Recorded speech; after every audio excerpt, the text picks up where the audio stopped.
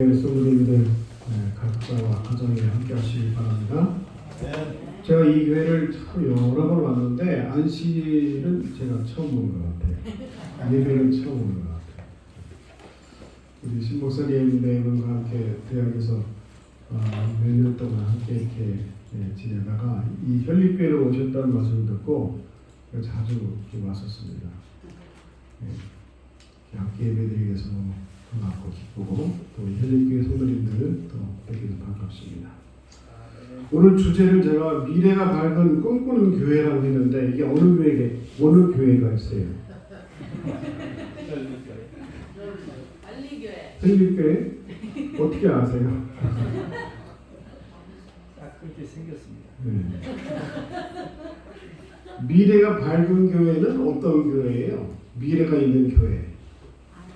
깐난이가 있는 교회. 예? 깐난이가 있는 교회. 깐난이가 있는 교회. 교회 깐난이 있어요. 벌써 어디 있어요? 저 뒤에. 뒤에. 좋아요. 또요. 깐난이만 있으면 됩니까? 예수님 성령. 예수님 성령. 예. 그럼 물론이고 또요. 청년이었어요. 네? 청년. 그렇죠. 청년들. 여기 청년들이 꽤 있네요. 여기.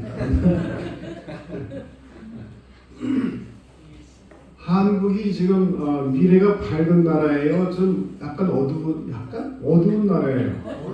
왜 어두운 나라예요? 왜? 아이들이 점점 줄어가요. 네. 앞으로 전 세계에서 가장 빨리 없어질 민족이 대한민국이에요. 그거 생각하면 너무 가슴 아프고 그렇죠? 안타깝고 그렇죠. 네. 학교가 계속 학생들이 없고 어린이들이 없으니까 필요시키고 학교가 다 다른 건물로 넘어가기도 하고 그런 걸 볼 때 정말 우리나라 미래가 정말 안타깝다 할 수 있죠. 교회도 마찬가지입니다. 교회도 여기 지금 청년이 많아요, 어르신들이 많아요. 그 미래가 있는 교회예요, 조금 어두운 교회예요. 그렇습니다. 제가 이 말씀 왜 드리냐면은 제가 몇 번 여기 교회 왔을 때 누굴 많이 봤냐면은 어린이들을 제가 많이 봤어요. 네. 그래서 제가 이 교회는 미래가 밝은 교회구나 이렇게 내가 생각한 거예요.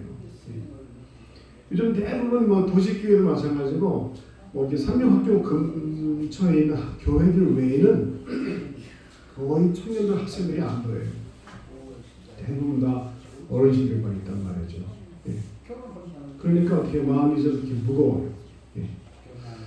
그래서 오늘 이 현립교회가 얼마나 미래가 밝고 꿈꾸는 교회인지를 제가 확신시켜드리고 또 계속 그런 교회가 될 수 있도록 우리 모두가 함께 노력하기 위해서 격려의 말씀을 드리고자 이 말씀을 준비했어요. 이 얼마 전에 그 설문지 나왔는데 우리나라 전국의 19세부터 39세 청년 700명을 대상으로 조사한 결과 10년 뒤에 신앙은 유지하겠는데 교회는 안 나가겠다고 답변한 사람이 한 40%가 돼요. 그러니까 절반쯤이 그래요. 그 다음에 기독교 신앙을 버릴 것이다 하는 답한 7%가 뭐냐면 결국은 다 따지고 보면 47% 거의 절반이 앞으로는 10년 뒤에 교회 안 나가겠다는 거예요. 지금 현재 교회에 꼬박꼬박 출석하고 있는 열성신자 청년들도 그 중에 36%가 교회를 안 나가거나 신앙을 포기할 거예요. 왜 그럴까요? 예? 그 다음에 저 세계를 마찬가지지만 특별히 북미주에 미국에 있는 거의 조사에 의하면 벌써 오래됐어요. 교회 어렸을 때 교회 나왔던 우리 어린아이 청소년들이 90%가 다 교회를 떠나요. 90%. 미국도 다 보면 나이 드신 어르신들만 있어요. 왜 그럴까요? 이게 심각한 문제예요. 그렇죠? 청년들의 불만 왜 떠나느냐? 그 중에 교회 지도자들의 권위주의 태도, 시대를 따라가지 못하는 교회 고리탕감, 교인들 간의 형식적인 관계, 또 어른들의 언행 불일치 이런 것들을 보고는 더 이상 내가 여기 교회에 있을 의미가 없구나 실망하고 떠난다는 거예요. 여기 뭐 여러 가지 또 원인도 있지만은 또 3040 세대의 선교 정책 연구의 보고서를 보면은 이것도 마찬가지. 3040은 이제 나이가 30대 40대 한참 이제 젊고 미래가 있는 교회에 중추되는 사람들이죠. 이런 사람들이 핵심이 교회가 든든한 기둥이 되어야 한다는 얘기인데 지금은 3040 세대도 거의 없어요. 근데 더 중요한 것은 뭐냐면 3040 세대가 있으려면 누가 또 있어야 돼요?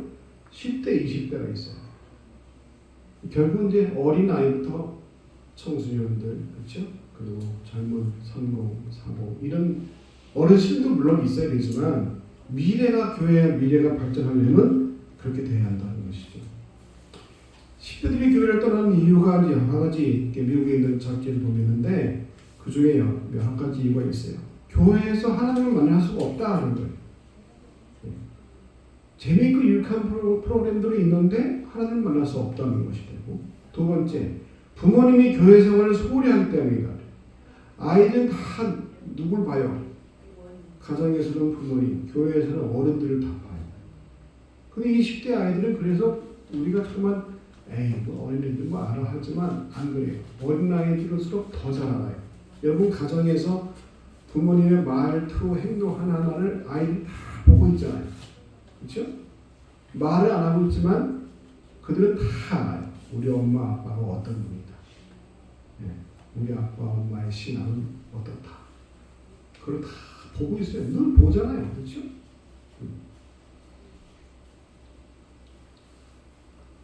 교회보다도 더 중요한 것이 많다고 가르치고 생각하는 것이 큰 문제라는 거예요. 세 번째, 우리 때는 사실 교회에 무슨 재미로 왔어요? 시고 따라오고 재미있어 왔는데 이제는 어떻게 해요? 교회가 아니더라도 누가 많다? 친구가 얼마나 있다. 굳이 교회 안 가도 된다. 요즘 인터넷 스마트폰이 얼마나 재밌어요. 게임, PC방 가면 뭐 얼마나 재밌게 놀 수 있어요.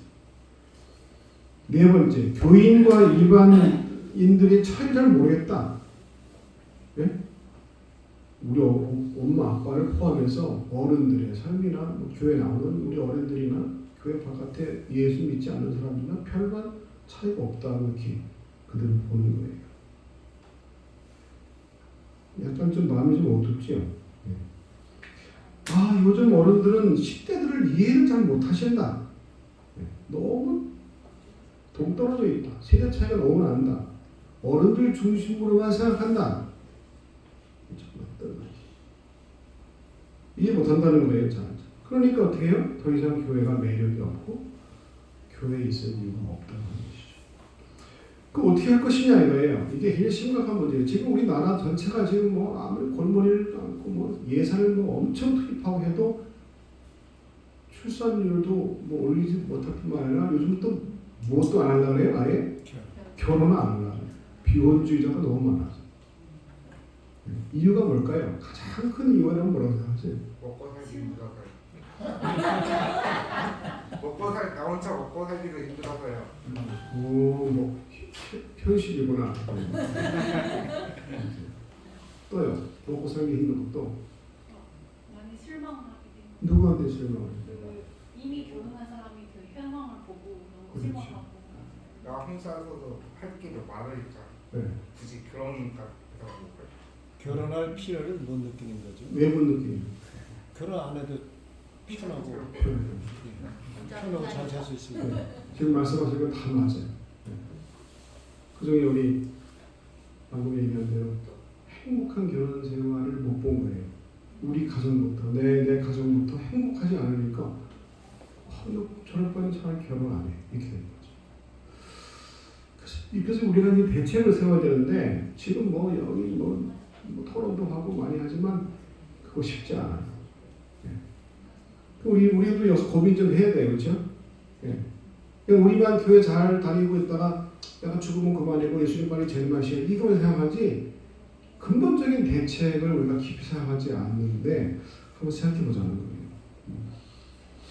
제가 그 미국에서 유학 가서 정말 큰 충격받은 것 중에 하나가 뭐였냐면 몰몬 교회 청년들을 이렇게 만나게 됐어요.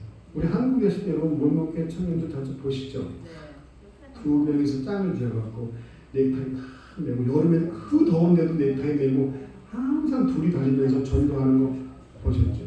네. 요즘 제가 그 호평동 여기 자주 가게 되는데 거기에 그 정류장 옆에 항상 두 아주머니가 깔끔하게 차려입으시고 항상 길 옆에 뭘 갖고 서 있어요.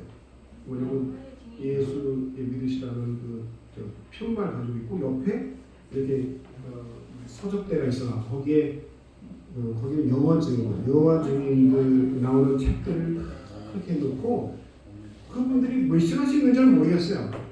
지나가는 사람마다 인사하고 그래. 근데 그 몰몬교회 청년들 얼마나 열심히 우리나라에 와서 선교하는 사람들은 얼마나 열심히인지 몰라요. 그분들하고 미국에서 이제 대화를 나누고 이제 하면서 그 교회를 한번 가보기로 했어요. 그 교회 가서 그분들하고 같이 이야기하는 중에 제일 먼저 놀란 게 뭐냐면 그 교회 딱 갔는데 몰몬교회는 처음에 예배 드릴 때마다 제일 첫 시간이 뭐냐면은 성마찬 예식을 항상 해요. 매주마다. 근데 그 성마찬 예식을 누가 주관하냐면요 10대 아이들이 주관해요. 그 깜짝 놀랐어요. 어른들은 다 있는데 10대 아이들이 와서 다 해요. 그 나중에 물어봤어요. 우리 어떻게 장로님들, 목사님, 어른들이 안 하고 왜 10대 아이들이 다 하냐 했더니 그건 우리 교회가 원래 이렇게 한다는 거예요. 그래서 들어보니까 더 놀랐어요. 들어보세요. 제가 왜 이 말씀을 드리는지. 그 사람들은 8살 되면 다 침례를 준대요. 8살 때. 그다음 잘하면은 12살이 되면 집사를 줘. 집사. 12살에. 12살에. 집사 주고 14살이 되면 교사로 임명해갖고 우리 말하면 구역반 교사가 된 거예요. 그리고 13살 이렇게 2살 차로 13살, 14살, 15살 요 아이들이 이제 우리나라는 중학생 중학교 1, 2학년 애들인데 얘네들이 이제 구역반 교사가 돼갖고 매주 한 번씩 그 구역반에 있는 그 어른들 다 모여 있으면요, 거기 가서 성경을 가르친대요. 그래서 가르치는 것이 뭐 자기가 막 외워서 가르치는 게 아니고 그 성경 공부하는 그게 있어요. 그래서 같이 읽으면서 같이 그걸 인도한다는 거예요. 14세, 15세. 근데 16세가 되면요, 프리스트, 우리 말하는 제사장이에요, 제사장. 제사장으로 임명해갖고 그때 빌어서 뭐냐면 성찬식 이런 걸 주관하게 하는 거예요. 16세, 17세. 그럼 고등학교 졸업하면 18세가 되는데 그때 장로로 임명해요. 여러분 몰몬교회 앞으로 이제 청년들 보면요, 다 명찰이 까만 명찰이 항상 있는데 맨 위에 뭐라고 하면 엘더 이렇게 되어 있어요. 엘더가 우리 장로거든요. 그 다 장로예요. 청년들인데. 그 저녁도 이상하다 했는데 거기서 제가 알게 됐어요. 18세가 되면 고등학교 졸업하면 장로로 다 임명을 해갖고 전 세계 선교사를 다 파송한다. 들어보세요. 생각해보세요. 가장 고민이 많고, 그렇죠? 방황도 많이 할 수 있고, 저항도 많이 할 수 있는 10대 아이들을 교회에서 뭘로 세우는 거예요? 네? 집사, 장로, 제사장, 교회의 기둥들로 딱 세우는 거예요. 어른들은 다 뭐예요? 그들을 다 존중해주고, 그들의 리더십을 다 따라주고, 너는 정말 잘한다고. 그러니까 이 어린 10대 아이들이 교회를 떠날 수가 없어. 왜? 교회가 너무 좋은 거예요. 왜? 어른들이 다 자기들을 높여주고 존중해주고 자기 말들을 다 따라주니까 얼마나 보람이 있어요. 칭찬해주고 자기들이 뭐 진짜 어린 아이들인데 다 존중해주고 따라주니까 얼마나 자부심이 있겠냐. 그 교회를 왜 떠나요? 평생 안 떠나요. 그래서 몰몬교회 18세가 되면은 선교 장로를 임명하고 선교사를 보내는데 몰몬교회가 전 세계에서 가장 많은 선교사를 파송하는 교단이에요. 우리 기독교에서는 그걸 이단하고 취급하지만은 그 사람들은 그런 사명감을 가지고 하는데 왜 선교사로 가냐 했더니 어릴 때부터 선교사로 너희는 나중에 커서 선교사가 돼야 돼. 하나님께서 너희를 선교사를 부르셨어. 그래서 지금부터 너희는 어릴 때부터 너희들은 용돈을 뭐 받거나 뭐 이렇게 하게 되면 그걸 다 저축해 갖고 나중에 너희들이 선교사 할 때 선교사도 2년씩 한대 2년씩 선교사 어디 뭐 한국 가든지 그러면 그 선교사로 갔을 때 그 매달 생활비가 있을 거 아니에요. 그거를 미리부터 저축해야 돼. 그래갖고 저축을 시킨다는 거예요. 그리고 자기네가 그 어린 아이들이 다 돈을 모아서 이제 선교사 떠나기 전에 교회 본부에 다 맡겨. 그리고 교회 본부에서는 자기들이 저축한 그 돈에서 그 해외 선교에 가는 돈을 매달 지불하는 거예요. 놀라셨죠? 저도 이 얘기를 그렇게 처음 들었을 때 정말 충격했어요. 이야, 비록 이 사람들이 성경 외에 또 코란경도 믿고 아니죠 뭐야 그 몰몬경도 있고 하지만 이야 이 사람들의 이 엄청난 이 비전이 그리고 거기는요 그리고 가정을 얼마나 소중히 여길지 몰라요. 가정. 그래서 그 사람들은 입양을 많이 해요. 제가 같이 공부했던 그 젊은 약간 40대 초반 젊은 그 친구는 애가 열이야. 그래서 어떻게 10명씩 젊은데 10명씩 어떻게 낳냐 했더니 5명 낳고 5명을 입양했대. 입양도 아시아에서 1명, 아프리카에서 1명, 뭐 저 남미에서 1명 이렇게 하고 각 대륙에서 1명씩 하고 5명을 입양해서 근데 그 입양한 아이하고 자기가 낳은 아이하고 나이가 같을 수도 있어요. 10명이죠. 10명이. 그렇게 철저히 가정교육을 시키니까 얘네들이 아이들도 많으니까 교인 수가 좀 늘어나죠. 그렇죠. 그리고 어릴 때부터 선교사 교육을 시키면 나중에 선교사가 돼요. 저는 그 얘기를 듣고 제가 자라난 저는 뭐 때부터 우리 재림 신자인데 3년 교육을 받고 했는데 아 우리는 어떤가 그걸 아주 심각하게 고민하게 됐어요. 그때부터 제가 비전이 생겼어요. 내가 나중에 교회를 하게 되나 뭐 좀 돕게 되면은 반드시 그 교회는 10대 아이들 젊은 아이들이 교회의 주인 되는 교회를 만들리라 그냥 작정을 했고 기회만 있으면 이 말씀 내가 전하는데 제가 오늘 이 현대교회에 무슨 말씀을 드릴까 생각하다가 제가 자주 몇 번 왔을 때 어린 개척 때는 그 얘기 듣고 이 교회는 정말 밝은데 우리 성도님들이 이렇게 관심을 갖고 어린 아이들을 위해서 이렇게 투자하고 관심을 가지시니 더 용기를 드리면 좋겠다 싶어서 이 말씀을 드리는 거예요. 아멘. 네. 아이가 태어났는데 모든 걸 처음에는 엄마 아빠가 다 해주죠, 그렇죠? 근데 아이가 10대 되든 20대 되든 계속 엄마 아빠가 다 해주면 나중에 애들이 어떻게 해요? 네? 싫다 그래요. 왜? 할 수 있는데 왜 엄마 아빠가 다 해주고 또 잔소리하냐 이거죠. 그러니까 우리는 어떻게 해요? 적절하게 자립하게 하고 그리고 나중에 크면 어떻게 해요? 그들을 믿고 맡기는 거예요. 장가하고 시집 갔는데 계속 관심 갖고 사랑한답시고 막 모든 음식 다 해주고 이래라 저래라 다 이렇게 뭐 잔소리하면 그들이 좀 할까요? 그렇지 않죠. 우리들의 10대 아이들은요, 우리 여러분 자녀들도 키우셨지만 그때보다 지금 우리 아이들은 너무 영특해요. 네. 믿고 맡겨야 돼요. 성경의 우리 인물들을 봅시다. 제가 이걸 깨닫고 나서 성경의 위대한 인물들은 그때 언제부터 이렇게 일을 했을까 보니까 우리 요셉 같은 사람, 요셉 잘 자라고 몇 살에 팔려갔어요? 네? 17살 때 팔려갔어요. 17살 때. 우리 고등학교 좀 1, 2학년 그 나이에요.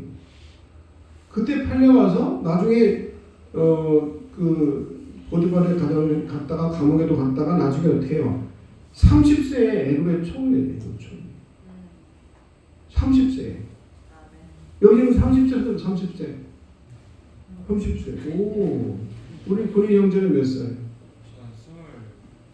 저는 24. 미래 우리나라의 총리가 하면. 우리 형제는 몇 살이에요? 33이요. 33. 그럼 총리 할아버지 됐겠네.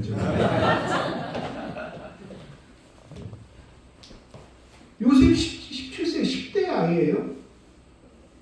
이 10대 아이가 어때요? 애굽의 그 이방 나라에 팔려가갖고 얼마나 성실하게 잘 일했는지 가는 곳마다 총무를 맡겨요. 그 시련과 어려움 속에서도 하나님을 신실로 있는 신앙을 포기하지 않았죠. 그러면 요셉이 이렇게 젊었을 때 팔려갔을 때 요셉이 항상 웃고 가지 않았을까요? 얼마나 슬펐어요. 그러나 그는 곧 울음을 멈추고 아니다.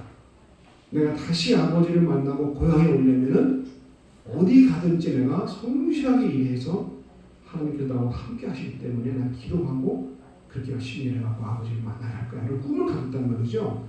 그럼 그 꿈을 가진 그 신앙, 그걸 누가 가르쳤어요? 누가? 네?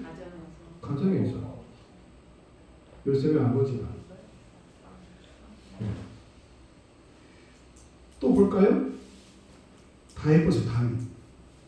사무엘이 하나님께서 사무엘이 이제 사울을 왕으로 세운 다음에 잘 나가다가 사울이 자기 멋대로 하게 되고 하나님 섬기지 않게 되니까 이게 아니다. 너도 이새의 집에 가갖고 다음 차기 왕을 기운 부어라 했을 때 이새의 집에 다 갔잖아요. 가서 사무엘이 그 아버지한테 이새한테 아들들 다 좀 집합 시켜봐라. 하나님께서 나를 특별히 보내셔서 중요한 일을 맡기셨는데 다 집합 시켜봐라 했을 때 제일 쫙 8교 중에 7명만 왔어요. 그렇죠? 막내 다윗은 저 목동으로 있고 그러니까 장남 속이 쫙 했는데 엘리야분 말이에요. 얼마나 당당하게 막 있는지. 그래서 하나님께서 키도 크고 잘생기고 똑똑하게 생기고 이 사람을 차기 왕으로 세우시나 보다 싶어서 마음 딱 먹으니까 하나님 뭐라 그래요? 아니다.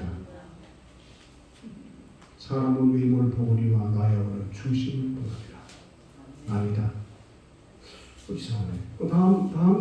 다음 차나 이다. 아니다. 일곱 아이가 다 지나갔는데 하나님은 너 하실 거야 다. 그럼 또 있냐? 막내 또 누구 있냐? 그 막내 꼬마는 저기서 목동 저 양치입니다. 데리고 오라. 그 어린 아이가 따로 왔을 때 어떻게 해요? 하나님께서 이 아이에게 기름을 부어라. 정말 나의 어린 아무것도 모를 것 같은 아이를 하나님께서 진행하신 거예요. 그의 마음을 보신 거예요. 여러분 나중에 다윗이 골리앗과 싸워서 물매해갖고 한 방에 끝났어요. 그렇지? 한 방에. 그 물매의 그 연습을 언제 했을까요? 네? 어쩌다가 한 번 했어요? 폼 잡고 다니다가 한 번 했어요? 맨날.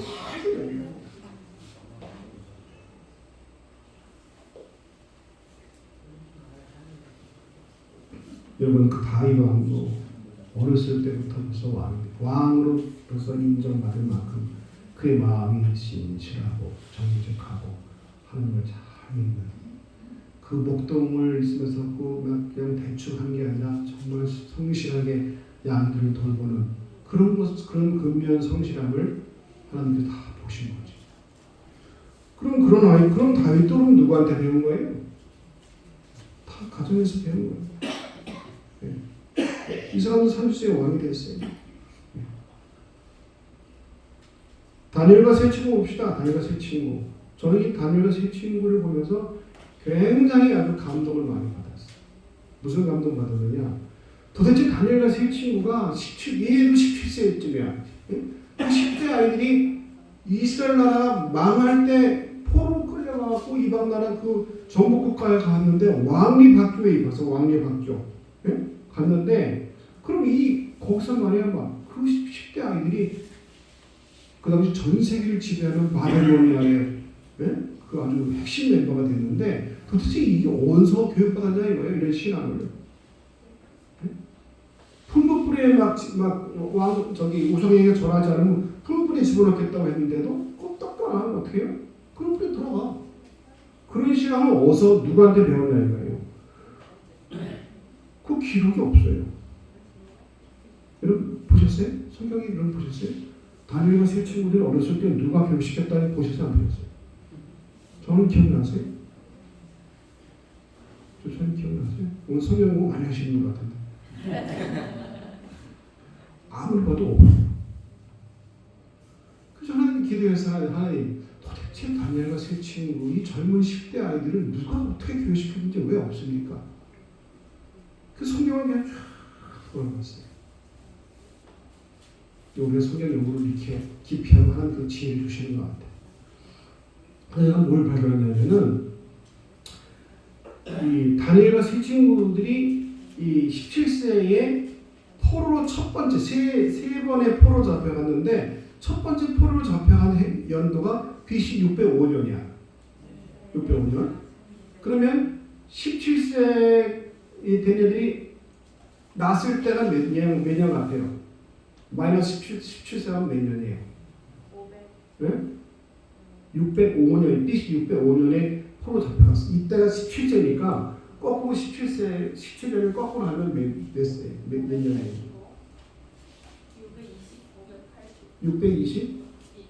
622년이에요. 622년에 무슨 사건이 있었는지 아세요? 그때 요시야 왕이 때 성전에서 다 하나님 말씀 두루마리 다 잊어버리고 막 그러고 있을 때 이 성전에서 서기관이 두루마리 성경을 발견하고 와서 왕한테 일으켜요. 왕이 시험 여기 성전 청소하다 보니까 이 성경 말씀이 있네. 왕이 이걸 읽어보니까 이야 자기는 잊지 못한 하나님 말씀이 있는 거예요. 그래서 너무 이 벌써 말씀 다 있어. 내 말을 순종해야 되고 순종하지 않으면 다 이방 나라에 같이 하고 흩어버리고 이 다 있는 거예요.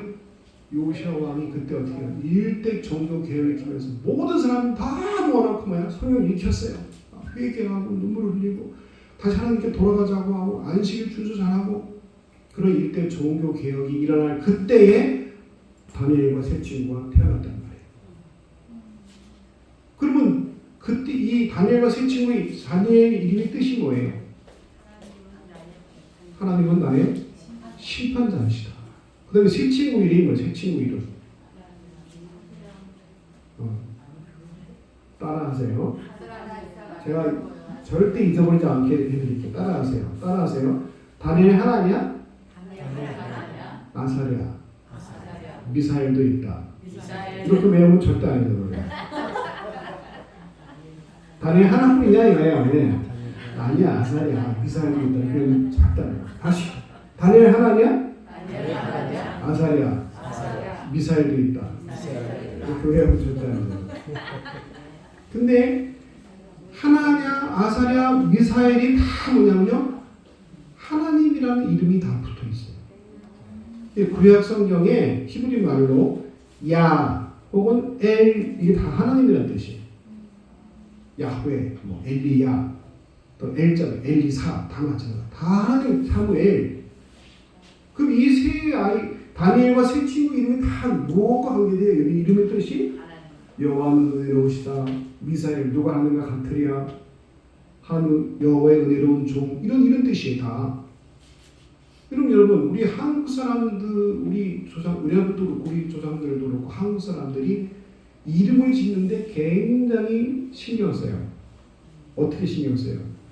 부모의 간절한 기대와 희망을 담은 이름을 붙여요. 그래서 어떻게 해요? 이렇게 살기를 바래요.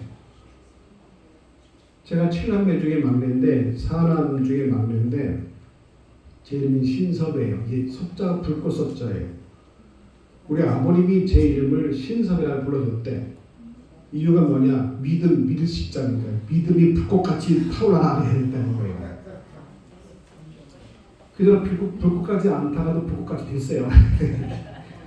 우리 한국 사람들이 이름에 굉장히 의미를 갖듯이 유대인들도 그 자녀들의 이름에다가 온갖 부모님의 간절한 소원을 담아서 이름을 짓는다는 거예요.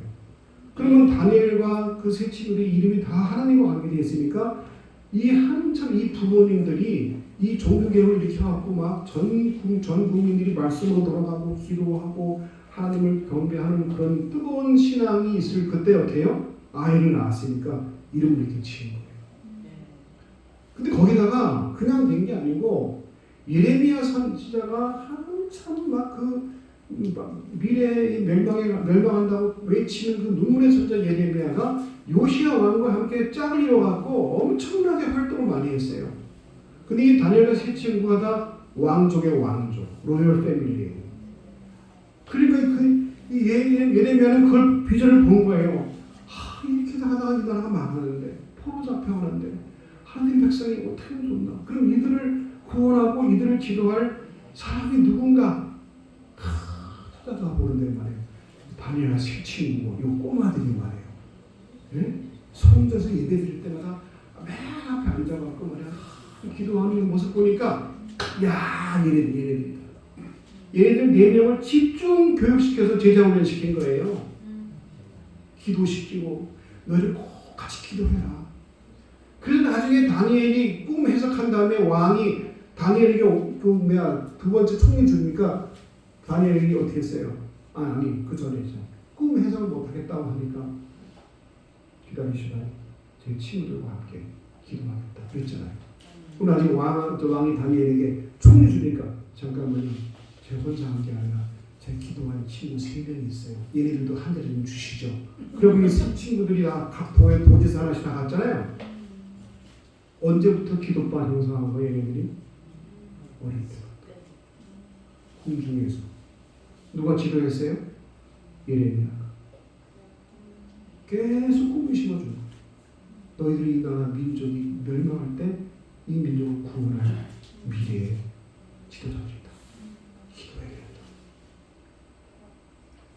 여러분 이 교회의 어르신들로서 오후에 이제 개척대원들 평상시에 영어 성성을 보잖아요. 걔네 이름 다 아세요? 대답하지 마세요. 자 오늘 안 물어볼게요. 이름 다 아셔야 되고 개인도 다 알아야 되고 자주 와서 맛있는 것도 사주셔야 되고 너희는 이 교회의 기둥들이야. 아멘. 아니야 이 교회가 아니라 이 마을과 이 한국 땅에 이 한국 민족의 지도자가 되어야 돼. 이런 꿈을 심어줘야 돼요. 네? 여기 목사님과 사모님 앨리스도 누구예요? 교사들. 교사들만 이럴 게 아니라 네. 띵지에 중국에서도 와갖고 가르치는 중국에서도 와갖고 우리 죄송하지만 저 뒤에 있는 우리 깐난 애기 이름 뭐예요? 라온? 이라온. 네. 저희를 축복해 주셔야 돼요. 지금마다 오면 축복해 주시고. 왜요? 걔네들이 나중에 자라서 이 교회의 기둥이 돼야 돼. 아멘.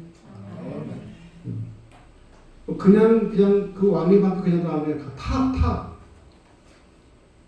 채식만 해도 그냥 지혜가 10배나 뛰어났다 그랬어. 20대 초반부터 바벨론에서 전국 국가에서 전 세계를 통치하는 바벨로니아의 정치가 있어. 정치 20대. 예수님은 언제부터 리더가 됐어요? 그 자질을 발견했어요. 누구한테서? 12살 때 랍비들 12살 때 성경 박사들하고 토론을 했어요. 그 12살 때 아까 우리 모세가 어머니가 이게 교육시켰다 그랬잖아요. 그렇죠? 예수는 그 지혜와 그 키가 자라가며 하나님은 사람에게 더 사랑스러워 가시더라. 결국 30세에도 예수님도 공생이 시작하세요. 침례 요한 마찬가지. 바울 쭉 보니까 20대 때 회심의 경험을 해요. 네. 바울이 디모데를 어떻게 해요? 어려서부터 성경을 알았더니 이 디모데의 어머니가 또 열심히 성경 가르치셨어요. 누구든지 되게 연수함을 없애지 못하게 해라. 바울이 아주 디모데에게 계속 교육시켜요. 참 놀라운 게 있어요. 재림교회에서 우리 재림교회에 미국에서 처음 재림교 선구자들이 다 20대. 엘렌 화이트이 16세 10대에 첫 이 계시를 받았어요. 원래 이 계시를 선지자로 임명할 때 인정할 때 원래 이 계시 하나님께서 엘렌 화이트 준 게 아니잖아요. 소녀에게 준 게 아니에요. 다른 유능한 사람이 줬는데 그걸 기별을 거절했어요. 그러니까 하나님께서 너 만약에 거절하면 내가 연약한 여자에게 이 기별을 주겠다 했어요. 알고 보니까 나중에 어떻게 10대 여자아이가 가서 꿈을 그 계시 받은 걸 얘기하는데 자기가 받은 계시랑 똑같아. 그때 나 외치죠.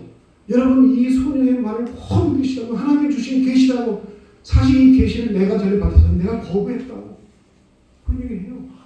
엘렌 화이트이 10대 때 이 계시 받아요. 제인 앤드루스 21세 때 수련 목사 되었고 안수받고 첫 번째 재림교회 선교사로 해외 선교사로 나가게 돼요. 러퍼로 유명한 문서사역 22세 때 시작돼요. 한국에 온 최초의 선교사 스미스 목사님이 29세 때 와요. 제가 다 보니까요, 다 20대다, 20대. 사원대 미미 샤펜버그, 그 사람 우리말로 사원대라는 건데 23세 때 와요. 여성 선교사, 한국 최초 여성 선교사, 20대 초반. 여러분 10대, 20대 중심교회로 변신해야 돼요. 그래야 미래가 있어요. 아멘. 현립교회는 내가 미래가 있다고 저는 확신해요. 그래서 지금도 열심히 기도하시고 후원하시지만은 이제 더 열심히 하셔서 중간중간에 오후에 오셔서 또 안식 오후에도 찾아오는 우리 아이들에게 용기도 주시고 그 어르신들의 기도 매일 기도 속에 누가 파운데이에 저 라온이부터 시작해갖고 예? 여기 청년들 이름, 학생들 이름을 달라내갖고 이름을 보시면서 기도하시면은 우선 기도하게 되면 뭐가 돼요? 관심과 사랑이 가게 돼요. 그리고 하나님께서 성령께서 기도하는 어르신들의 기도에 응답하셔서 여기 교회 나오는 어린아이들이 잘 자라서 훌륭한 신앙으로 하나님의 종으로 클 줄 믿습니다. 아멘. 기도. 나중에 하여간 이 헬리교회 미래가 밝은 교회입니다. 아멘.